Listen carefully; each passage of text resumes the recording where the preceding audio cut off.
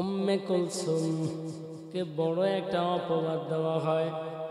উম্মে কুলসুম রাদিয়াল্লাহু তাআলা আনহা নাকি মা ফাতেমাকে জিয়াফত দেয় নাই, দাওয়াত দেয় নাই। উম্মে কুলসুমের বাসার মধ্যে বিশাল বড় একটা অনুষ্ঠান।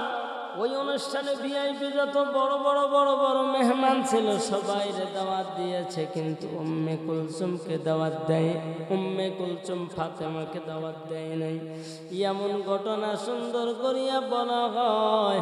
ও মুসলমানেরা, সুন্দর করিয়া আপনাদের যদি আমি কথাটা বুঝাইয়া দিই একটু। নবীজির শান-মান, নবীজির ফ্যামিলি পরিবারের ব্যাপারে আপনি কথা বললেন, উম্মে কুলসুম কেমনে কি করলো বলে কি ঘটনাটা, আসলে ঘটনাটাকে একটু শুনিয়ে নেন। উম্মে কুলসুমের বাসায় বিশাল বড় অনুষ্ঠান চলছে, জিয়াফত চলতেছে, সবাই হাজির হয়ে গেছেন, আমার নবীও হাজির হয়ে গেল। এবার ফ্যামিলির ভিতরে সুন্দর করিয়া ধুমধাম অনুষ্ঠান, লালিত পালিত লালন পালন করা হইতেছে, সব আয়োজন রেডি করা হইল।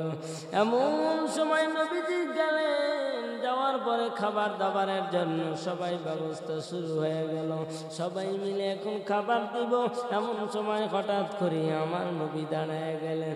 নবী দাঁড়ায় বলে, উম্মে কুলসুম, সবাই রে, কত মানুষ রে তো আমি দেখি, আমার কলিজার টুকরা হাসান কই, কলিজার টুকরা হুসাইন কই, আর আমার ছোট্ট মেয়ে ফাতেমা কই, কি বাবার কই? বলে না, আমি তাদেরকে তো দাওয়াত দেই নাই। আওয়াজ বন্ধ হয়ে গেল। কেন দাওয়াত দাও নাই? উম্মে কুলসুম নাকি বললেন, কেন দাও নাই? বলে এই কারণে দেই নাই, কারণ হলো এখানে বড় ভিআইপি অনুষ্ঠান। এই ভিআইপি অনুষ্ঠানে নরমাল সাততালি দেওয়া পোশাক মা ফাতেমা পরে।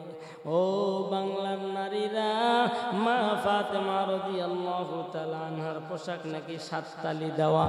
ফাতেমা রাদিয়াল্লাহু তাআলা আনহা যেই কথাটি বললেন ফাতেমা রাদিয়াল্লাহু তাআলা আনহার ব্যাপারে, উম্মে কুলসুম বললেন, এই পরিবেশের সাথে মা ফাতেমারে খায় না জন্য দাওয়াত দেই নাই, এই জন্য খাবার যা পাক করলেন সবগুলো নাকি পাথর হয়ে গেল।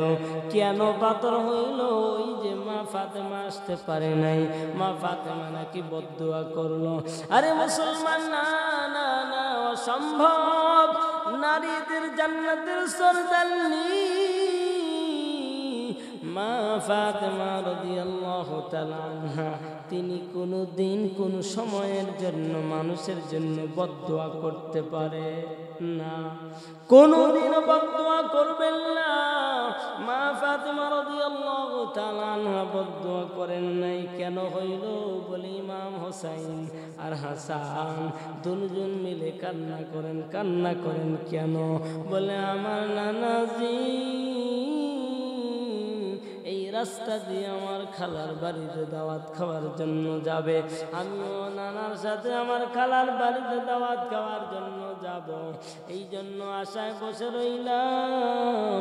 কিন্তু না না, ঘটনাটা কি জন্য বললেন?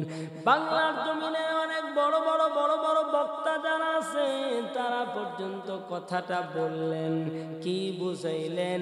একটা মিনিটের জন্য বাংলার মুসলমান আপনি কি চিন্তা করলেন? কেন দেয় নাই? বলে উম্মে কুলসুম মা ফাতেমাকে ঘৃণা করলেন আর তিনি নিজেকে অহংকার করলেন। আসলে বিষয়টা এমন না। অহংকারের কথা যদি বলেন, নবীর মেয়ে উম্মে কুলসুম রাদিয়াল্লাহু তাআলা আনহা কোনোদিন অহংকার করতে পারে না, বড়াই করতে পারে না, হিংসা করতে পারে না। কে সে? তিনি তো হলেন নবীর মেয়ে। নবীর মেয়ে যদি এমন হয়, কেমন কথা বললেন নবীর ফ্যামিলির ব্যাপারে, নবীর পরিবারের ব্যাপারে? না, আসলে কথাটা কোরআনেও নাই, কথাটা হাদিসেও নাই। বাবা তোমরা কই পাইলাও আমার নবীজি মেয়ে উম্মে কুলসুম রাদিয়াল্লাহু তাআলা আনহার ব্যাপারে? অথচ উম্মে কুলসুম রাদিয়াল্লাহু তাআলা আনহা মা ফাতেমার বিবাহের সময় কেমন ফটোকন দিলেন। স্বামী ওসমান গনি রাদিয়াল্লাহু তাআলা আনহুকে বললেন, আমার প্রাণের স্বামী, আমার ছোট্ট বোন ফাতেমার বিয়ে হবে, অর্থ সম্পদ তো হযরত আলীর কাছে কিছুই নাই, তাই দয়া করে হেল্প করেন। ওসমান গনি রাদিয়াল্লাহু তাআলা আনহু বলেন, উম্মে কুলসুম তুমি অপেক্ষা করো। আর ওসমান গনিও তেমন অহংকারী মানুষ না, না, তিনি এত সুন্দর মানুষ ছিলেন, কত সুন্দর। ওসমান গনি রাদিয়াল্লাহু তাআলা আনহু, যাকে জিন্নুরাইন বলা হয়, জিন্নুরাইন কেন বলা হয়? দুটি জ্যোতির অধিকারী ইমাম। এরকম ভাবে ইমাম হুসাইন রাদিয়াল্লাহু তাআলা আনহুকে ছোট চোখে দেখবে, হাসানকে ছোট চোখে দেখবে, মা ফাতেমাকে ছোট চোখে দেখবে, হযরত আলীকে ছোট চোখে দেখবে। এরকম ওসমান গনিও না, উম্মে কুলসুম রাদিয়াল্লাহু তাআলা আনহাও না। কিন্তু কেন তহমত লাগান? নবীজির পরিবার ফ্যামিলির ব্যাপারে এটা তেমন জবরদস্ত কোনো নাই। ওই জারি গানের মধ্যে পাওয়া যায় আউল বাউল সুন্নি যারা বাংলার জমিনে দাবি করে, তারা এই গল্পটা ঘটনাটা বলেন, দয়া করে চেঞ্জ করেন। উম্মে কুলসুম রাদিয়াল্লাহু তাআলা আনহা অহংকারী হতে পারে না, উম্মে কুলসুম রাদিয়াল্লাহু তাআলা আনহা দাপটওয়ালা হতে পারে না, মানুষকে তুচ্ছ তাচ্ছিল্য করতে পারে না। কেননা ফাতেমাকে এমন ভালোবাসতেন, আপন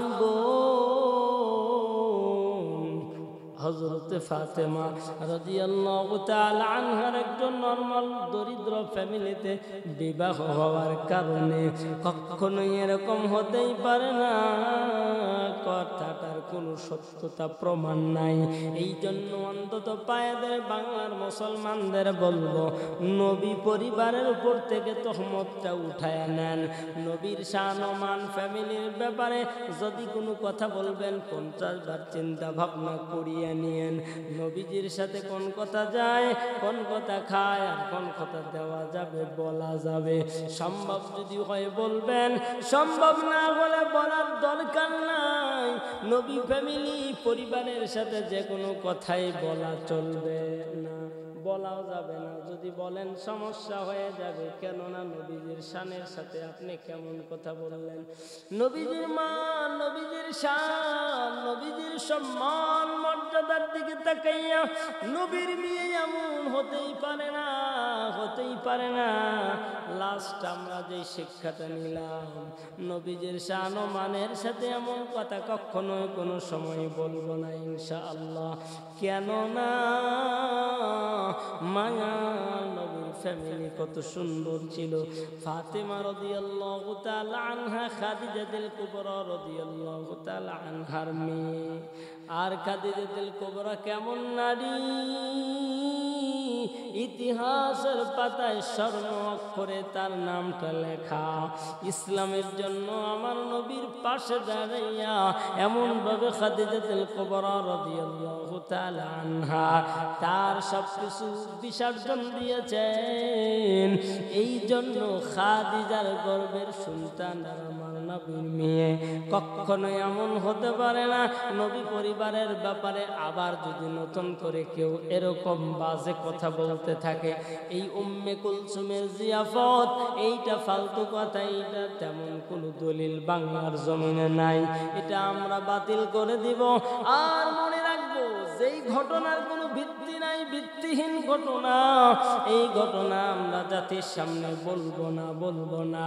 কেননা ঘটনার দ্বারা জাতিকে গোমরাহির দিকে ঢেলে দেওয়া যাবে না, মিথ্যা তহমত কাহার উপরেও লাগানো যাবে না। আল্লাহ পাক রব্বুল আলামিন যেন আমাদের সবাইকে আজে বাজে কিসসা কাহিনী ঘটনার হাত থেকে হেফাজত করেন। আমরা সবাই মিলে কোরআন হাদিস পড়ব, গবেষণা করব, জাতিকে সতর্ক করব। বাংলার জমিনে কোরআন হাদিসের দাওয়াত আরো বেশি বেশি করা দরকার। দাওয়াত কম হওয়ার কারণেই বাংলার জমিনের মানুষ গোমরাহের সংখ্যা দিন দিন বেড়ে যাচ্ছে।